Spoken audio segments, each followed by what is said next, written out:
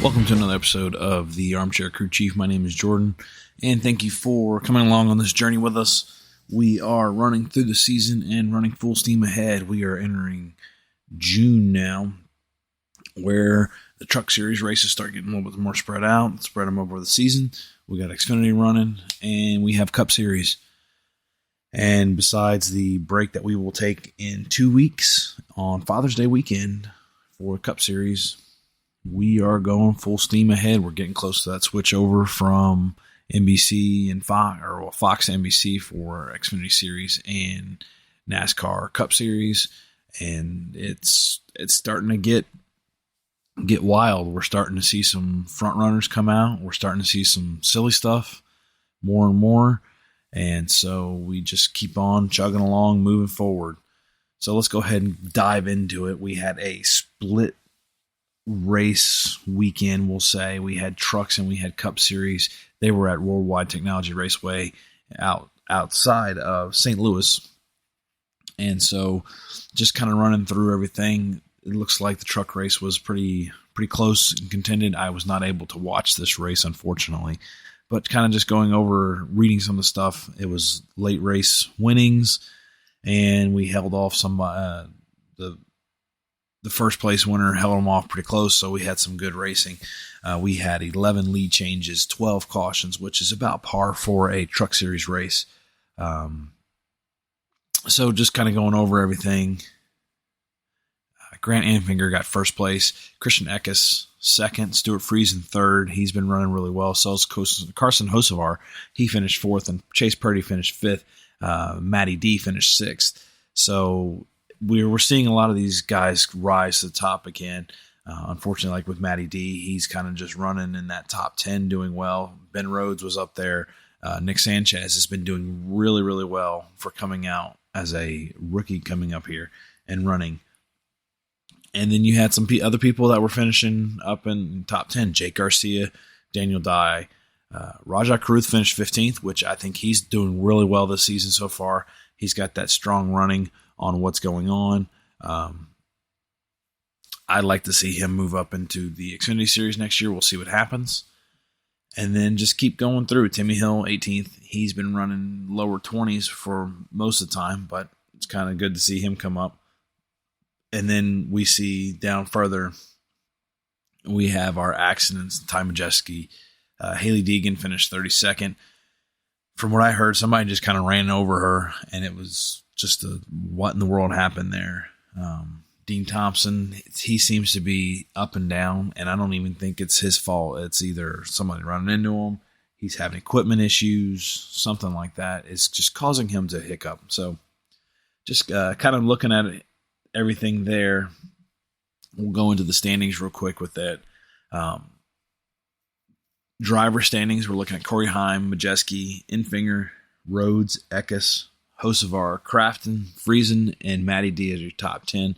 And then whenever we go into our playoff, because, again, Truck Series is one of those, I wish they ran a lot more than they did, but they don't, unfortunately. So if we go back and look at their playoff ranking, you have Eckes, Infinger, Zane Smith, Ben Rhodes, and Hocevar in that order. And those are the guys that have won that are non-Cup Series, or the guys that are actually out there competing for the Truck Series championship. Then non-winners, you have Majeski, Crafton, Friesen, Matt DiBenedetto, and Tanner Gray. And that's your top 10. You have Nick Sanchez. It's right there. He's 4 points under the line. And then it starts getting a little bit larger with Chase Purdy, Jake Garcia, Tyler Ankrum.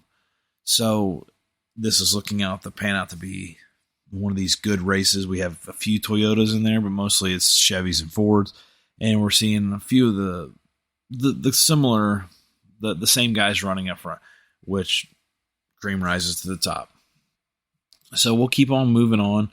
Xfinity was the odd man out. They did not run at World Wide Technology. They ran at Portland Road Course. And that race, I looked over it some, and they had some wild running, some good running, good battles. And it was just one of those overall races. I kind of like the road courses when they can fight and battle. And you had some back and forth with some guys. You had teammates that were bumping off each other. John Hunter got upset with, I think, Sammy Smith, who it was, and they were just beating and banging off each other a little bit, bouncing off because he thought he spun them or it couldn't turn into the turn well enough. So Sheldon Creed and John Hunter were fighting for the most of the part. That was your battle for most of the race, your top two stages, stage one, as well as stage two. But Allgaier was running up there. He was doing well. I mean, we had a lot of guys. It looks like Junior Motorsports was up there, and they handled themselves fairly well. They might be starting to slowly come back. I know they've been kind of struggling. Not so much in running bad, but it takes them a while to get up there and going, or they got caught in a wreck, and it just kind of felt bad for them. So we go into that, John Hunter ended up having some issues. He kind of got spun around. Sheldon Creed and John Hunter, they were fighting off each other, which ended up being some good racing there, in my opinion.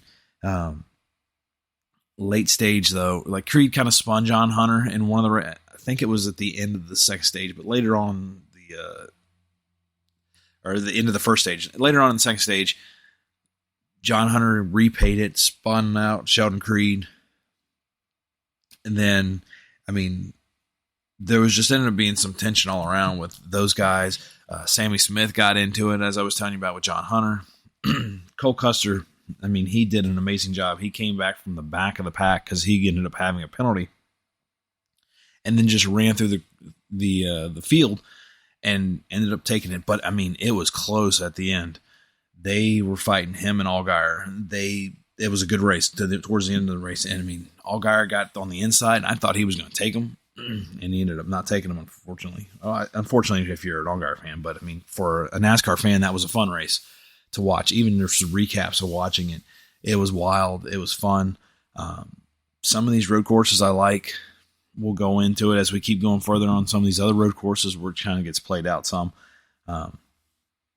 But towards the end, at the end of the race, there was some tension between Jeb Burton and Chandler Smith. Not a lot of people know what was going on with that. Excuse me. Not a lot of people know what was going on with that. I think even the broadcasters didn't even really know what was going on. It popped up on the screen. People were looking at it, and it's just like, oh, man. But then I saw something, I think it was last year, with Jeb Burton and Noah Gragson.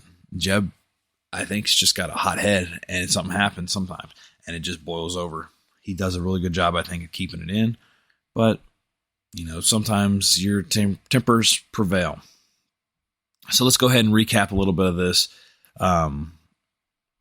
As I was saying, you had Junior Motorsports, pretty much. They took 4 out of the top 5 spots. You got Custer, Allgaier, Mayer, Berry, Austin Hill were your top 5. Myatt Snyder ran 6th.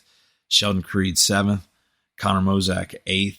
Chandler Smith 9th. John Hunter recovered and came back 10th. So, again, it was one of those races that was just, it was fun to watch from the replays that I watched. Again, I wasn't able to watch this race on Saturday, but just watching the recap, there was some good racing all around. And that's kind of what I like about some of these road courses is it gives you the opportunity to not so much be the fastest, but as long as you can run and stay in the track limits, you can kind of get up there and contend if you need to. Now, just going forward with that, it's one of those things that, it really depends. So if we go into the regular season points and standings for the Xfinity Series, we have John Hunter, Austin Hill, Allgaier, Custer, Berry, Chandler Smith, Sheldon Creed, Sammy Smith, Sam Mayer, and Riley Hurst is your top 10, with Daniel Hemrick, Brandon Jones, finishing 11-12. Chandler Smith's been doing really well. He's been up there running that Call car. This is his first year running that 16 since Allmendinger, went back up to the full-time Cup Series. So it's, it's fun. I think it's great. Just kind of moving forward with those guys, seeing how it goes, to see somebody, because he was running trucks last year, and now he's up here running and competing and doing well. He's only got 1 stage win. He's DNF'd only 3 times, but he's got 6 top 10s, and that's pretty good. And he's got a win. So let's go ahead and go talk about our winners that we have currently in the Xfinity Series. We have John Hunter with a win, Austin Hill, Allgaier, Cole Custer, Chandler Smith, Sammy Smith, and Jeb Burton. Austin Hill's got the 3 wins. John Hunter's got 2. Everybody else has got 1. And you got to remember, too, they're also fighting the guys from Cup Series that come down. Like Kyle Busch came in and won a couple times and so forth. So, that was one of those races that was, in my opinion, it was a good race. I kind of wish I would have watched it live, not replay. But just moving forward with that. And then we jump into the big race, which was the Cup Series race. Enjoy Illinois 300 is what it was actually called, at St. Louis. And they started off the race. They got stopped 5 laps in. I think it was Tyler Reddick that spun out, but then they got called in for lightning. The lightning delay lasted a while. I think 2 hours, if I'm not mistaken. I could be wrong on that.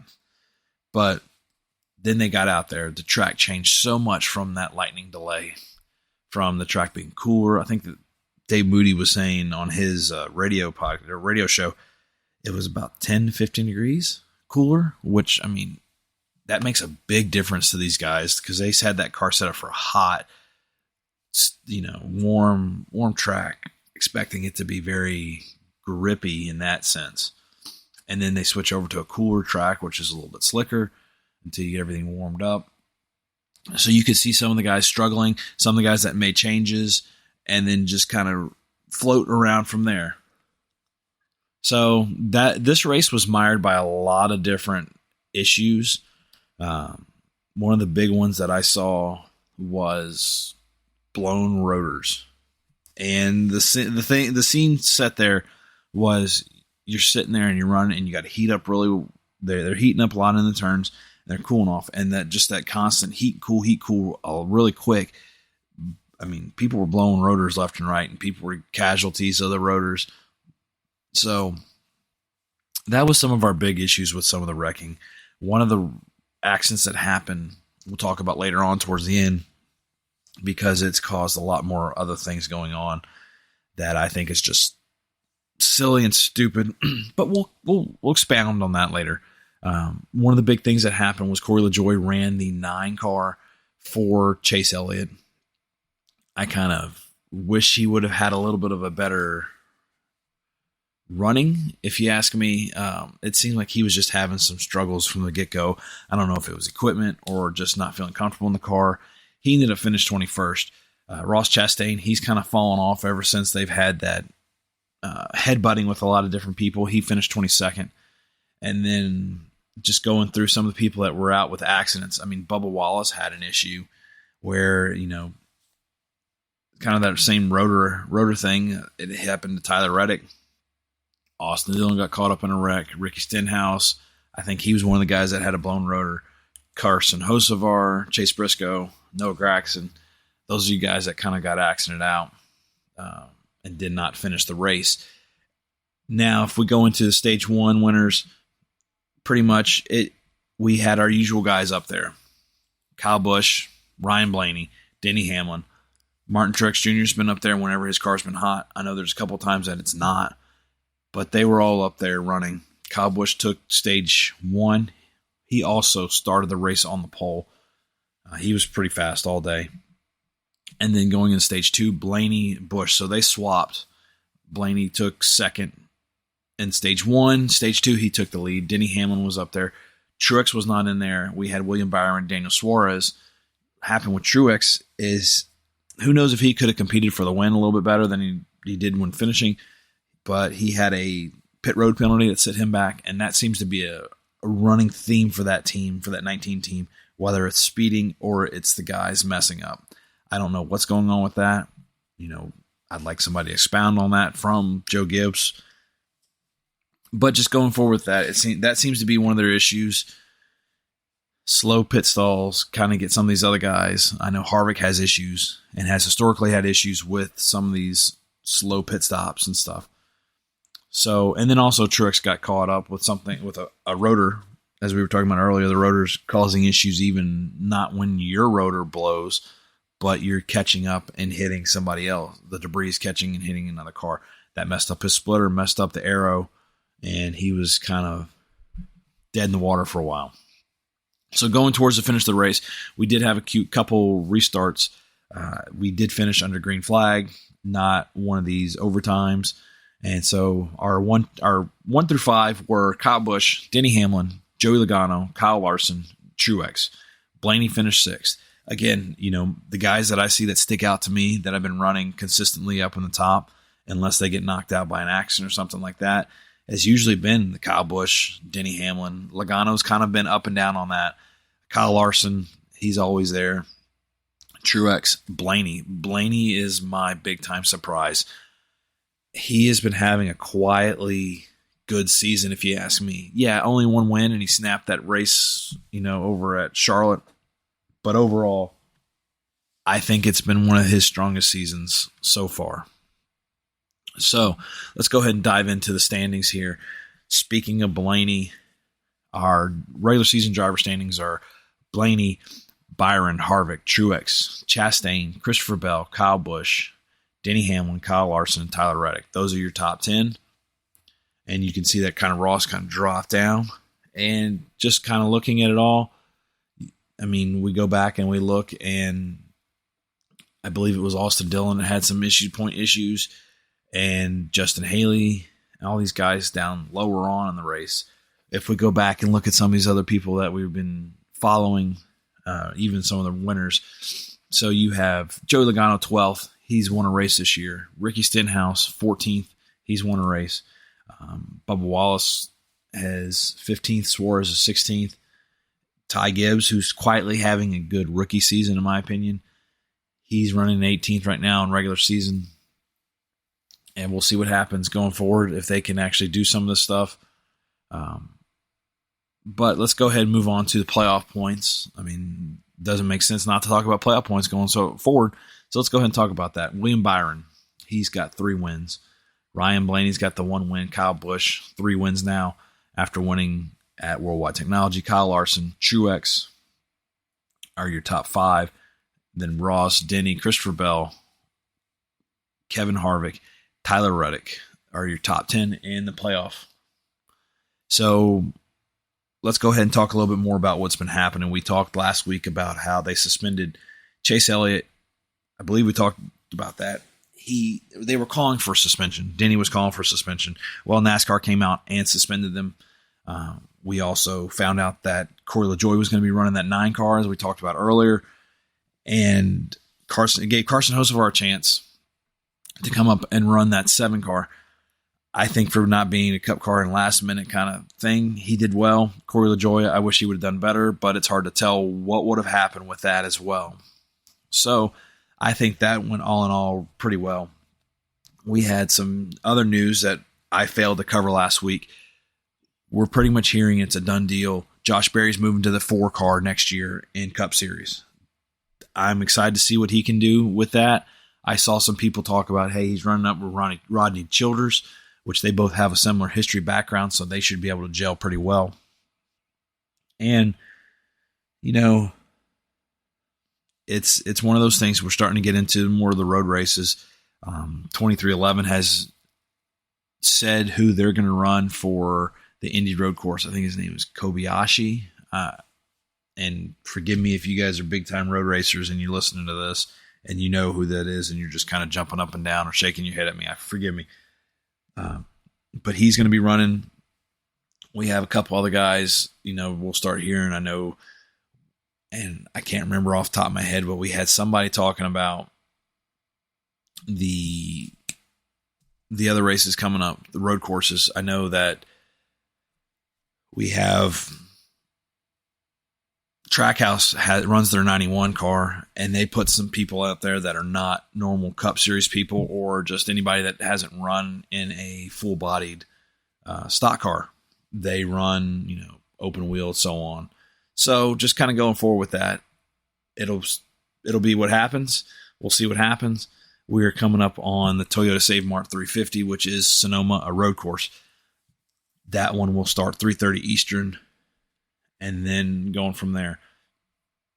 With that being said, let's kind of dive into some of the other things that have happened. We talked about Chase Elliott and his issues at Carolina, at Charlotte, and what happened there. We had a similar call to arms, we'll call it, from Austin Dillon after this race in St. Louis, where he said that Cindric came out and wrecked him. You go back and you look at the race, it doesn't look like he did. It looks like Dillon came up on him. But when you go back and read, so Cindric pulled out and tried to clear his name.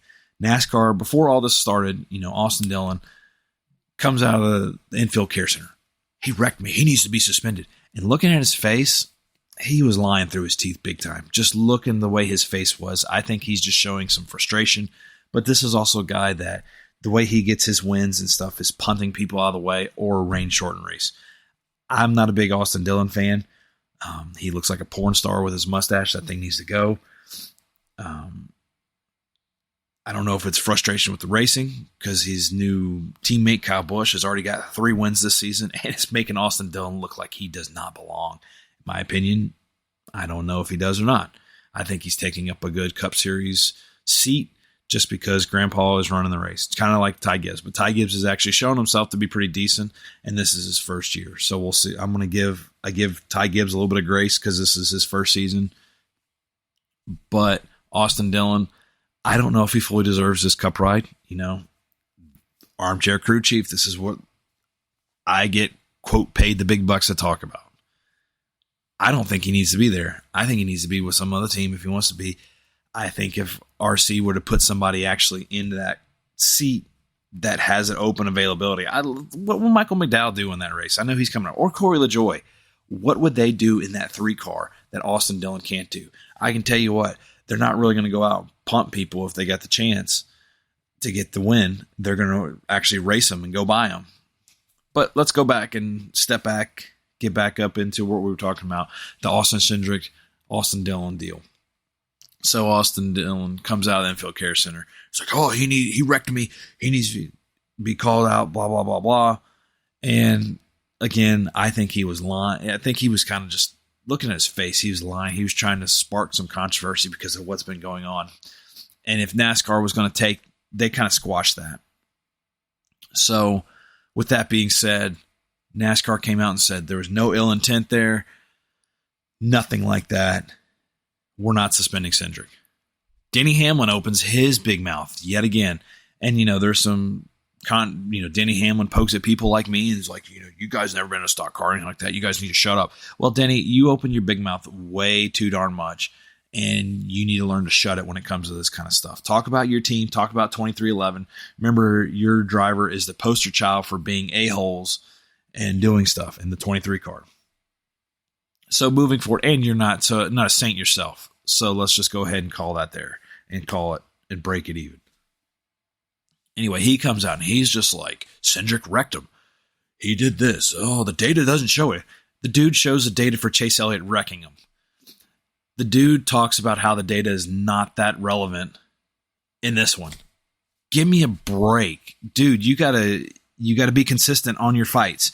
I mean, if we want to go ahead and you blame and pull up the SMI data and you show that Chase Elliott wrecked you, and then you pull up the SMI data and you see Cindric didn't really wreck him on purpose, then shut up. Don't try to elaborate on it. Denny Hamlin needs to learn how to shut his fat mouth, and I'm sorry. Dale Jr., I'm calling you out on this one. You probably shouldn't have given Denny a podcast. Now, look at it, and he probably has some good views and everything like that, but some of his topics are, my goodness. So we'll leave that one at that. So Cindric came out, and I will see if I can find it real quick as we're talking about this stuff. Cindric came out and pretty much tried to clear his name. He's like, I don't like social media, and I don't really want to talk about it too much on here. This is something that I need to talk about in person with Austin Dillon and so forth. So he just got tired of people talking crap about him, and he came out and said stuff. I'm not a big Cindric fan, but kudos to him for doing that, because he's had a quietly middle of the road lackluster season, in my opinion. He's another one of these guys that, he was good in Xfinity. He hasn't been keeping up there right now with everybody else in Penske. But at the same time, I don't know if he would have, what's the right words? If he would have had this ride if it wasn't for his dad. So his dad works for Penske. So here we go. This is what Cindric said after everything came out. And this is straight from his social media. You can find this on his Twitter page, and I'll just read it word for word verbatim. I am not a fan of the idea of taking to social media to deal with on-track issues, but it has become clear to me that my voice and input is needed for this discussion to come to an end. Did Austin Dillon and I make contact? Yes. Was the contact intentional? Absolutely not. The data is pretty cut and dry, but I provided it since it has yet to surface from the start of these accusations.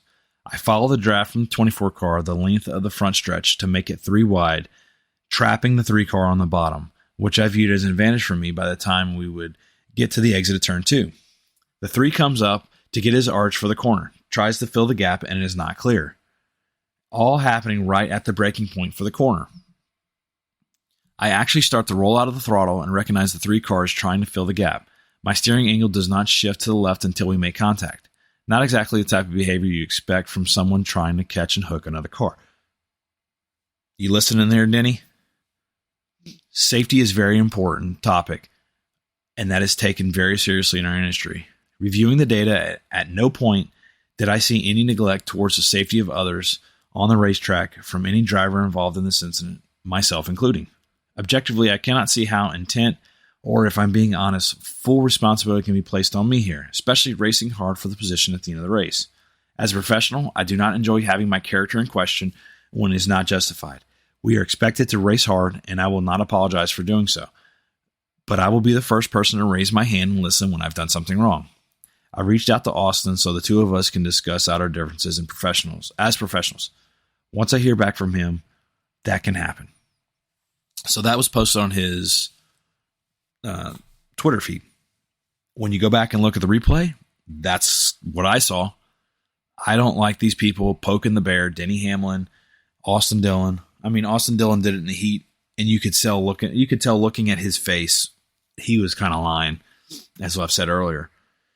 But I don't like this whole thing. And everybody's coming out. It's like, okay, if we're not going to race, let's go ahead and just call this, we joke around with NFL, no fun league. I mean, NASCAR, let's put bubble wrap around the cars or better yet, let's make them slot cars and put them all on a line and let's figure out who's going to win the first and let's go unless they fly off the track. Because this is getting stupid. You're sitting there racing, you're in a full body stock car. You're going to bump and beat off people. That's just racing. They said it in one of the most famous racing movies out there, Days of Thunder. Robin's racing, son. It's going to be out there. But as Austin said, the 3 car can't be absolved from this whole as well because he was in there and he bounced off somebody as well. I think whoever Austin Cindric got to write this, because I don't think it was him, I could be wrong. They did a really good job articulating the thoughts of Austin and bringing out the data and how everything came out. Would I've asked for anything different? No. So let's put this to bed, because I know another one of the big stinks that we didn't even talk about was they requested a waiver. Hendrick requested a waiver for Chase Elliott for if he doesn't win, he can get into the playoffs. That's something that sticks with me too. This is the most popular driver getting into the playoffs by virtue. If he doesn't win, I don't think that waiver should have been granted. Waiver granted for injuries? Sure, go ahead. You get called out and punished for something and you get a waiver? No, that shouldn't work. So anyway, we had all these little mini micro issues between Charlotte to where we are today in the middle of the week, in between Sonoma and World Wide Technology. Moving forward, we'll see what happens with this. You guys know my stance. Feel free to talk in the comments, message us, do whatever you want to get your point across, and we can try to talk about it. Moving forward, this week is a big week for everything going forward. We have Sonoma, and we have one of the biggest races, most popular races out there in Le Mans. And 24 Hours of Le Mans out in France is happening. Big thing with that is the Garage 56 car, which is a NASCAR car, which has tons of downforce from what I heard. That's kind of the technology with the paddle shifters. The thing that I saw that they should have had, which they quietly slept under the rug, was they're supposed to have a hybrid power plant in that vehicle. They don't have that. But people have noticed that that car is loud and it's fast out there. Now, granted, Sunday it was practice, but I think they were like 3 seconds faster, if I remember, than the GT cars. And this car is huge. I mean, they compared it to I think it was the hypercar, not the LMP2 car, where they're about 43 inches off the ground from the top of the hood. And you got your Cup Series car 57 inches off. So it'll be interesting. This crew won the Pit Crew Challenge yesterday or the day before. So I'm kind of curious to see how they're going to handle it. Now, with this, because it's a special entry, they're not going to get scored. They can't win anything because they're just a special entry, kind of just to show off new technology. This is the 100th year running, so they figured, 75 NASCAR, 100 of Le Mans. Let's throw this out there. I'm kind of curious to see how Jimmy Johnson's going to do. The other guys is Rockenfeller and I think it was Jensen Button. They're going to be running this car as well. Those two guys I have no problems with. Jimmy, we'll see what happens because, he had a very lackluster IndyCar, and the past few runnings that he's had running the Cup Series without having Mr. H's voodoo juice has been poor. So let's see what happens with that. So we're jumping back into NASCAR and the Cup Series. We have Xfinity. It's going to be doing practice on Friday. Saturday we have Cup Series practice, Xfinity qualifying. Xfinity is going to be running at 8 p.m. Eastern at Sonoma on Saturday. That race will be on FS1. And then Cup Series will be running 3:30 on Fox at Sonoma. So trucks will be taken off. They won't be running. And we'll see from there. Should be a fun week. Fun weekend of racing between everything else. We'll see what happens. The previous winner, that is Daniel Suarez. We'll see if he can come out here and win this race, do anything, and we'll move forward from there. Anyway, guys, I hope you guys enjoy the race. This one went a little bit longer just because of some rant and ravings that I did, but this is what we're here for. Thank you guys again for listening to the Armchair Crew Chief. Please like, comment, follow, and we'll see you guys next week, and have a good week.